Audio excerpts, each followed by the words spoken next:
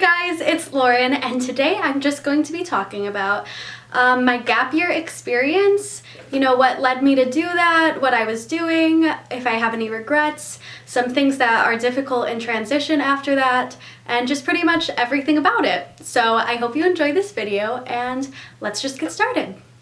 So to start off with, I am from a town called Cary, Illinois, go Trojans, and I really had always planned to go to college directly after I graduated high school. That was always the plan for me. In my school, most people don't take a gap year. Pretty much what everybody does is either go straight away to a university, go to a community college for a couple years, and then probably go to a university, or just start working and don't go to school pretty much. That's not everybody, but that's the grand majority of what people do. So I had a pretty unique situation because I took a gap year and was working full-time for the whole year, not taking any classes, and then I'm at a university now. So I never thought that would happen, but I'm really glad it did. So I went and auditioned for Disney on April 14th, I believe 2016? Yes. And I had just turned 18 March 24th, and I had been at Disney for spring break, and I was looking at the auditions, and I was like, I feel like I could do this. I should look it up, see, how auditions work. So I looked it up, and there was an audition in Chicago, obviously on April 14th. So I told my parents, could I go to this? I'd like to go to it just for experience and for fun. And they're like, yeah, but if you get it, you can't do it, So I'm like, oh, yeah, obviously, I'm not going to do it. I'm going to school. So I hopped on the train that morning, went to Chicago, and went to the audition. And I ended up making it to the final round. And after that, I was like, shoot, I feel like I could maybe get this.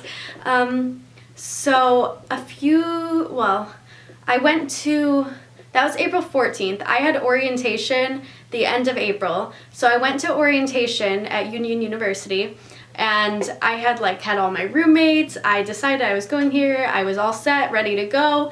2 days-ish after orientation, I found out I got the job at Disney, and I was like, well, what do I do now?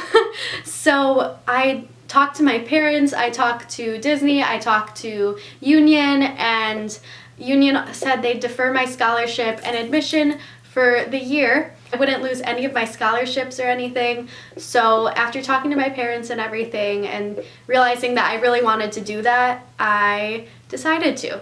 So I let Disney know, all right, I'm gonna do it. So I graduated, and then I went and I left for Disney on July 30th, and I started working on August 6th.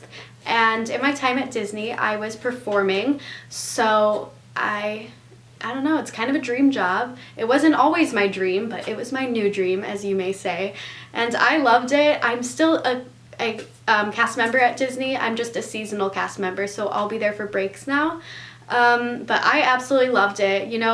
Per anything, there are some ups and downs. There were some days where I was like, I don't know if I can do this. Why am I not at school right now? What am I doing? But for the grand majority of the time, I was very happy to be there, and I really wouldn't take it back for the world. Some things that were interesting were just going to move all the way to Florida right after high school graduation. Because Chicago and Florida are about 22-hour drive, so that was a challenge just in the fact that I had to move all the way there, and I didn't really have anything, so I had to buy a lot of furniture, pretty much used all my graduation money for that, so I ended up buying a bunch, mostly from Craigslist and stuff like that, because I'm poor. So I did that, and it ended up working out great. I was rooming with, if you've been here a while, you know Zoe. We lived together. I met her at my audition, and that was a great year. But I don't know. I'm not really a homesick kind of person, so it was really fine for me. I wasn't super homesick. I wasn't wishing I wasn't so far away. Only time I really did was when I was actually sick, and then I was kind of homesick because I had no one to take care of me or anything. But overall, I was very happy with it. I did not mind living far away. I love my parents, love my family, but I was kind of just ready to leave the nest, as you may say. So I loved that. And another transitional thing that was kind of difficult was then after my year, I started working August 6th, I ended working August 7th, so it was literally like a year.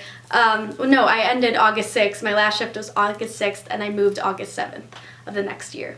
So I drove through Jackson, which is where Union is, and dropped off a bunch of stuff here in my dorm, and then drove to Illinois.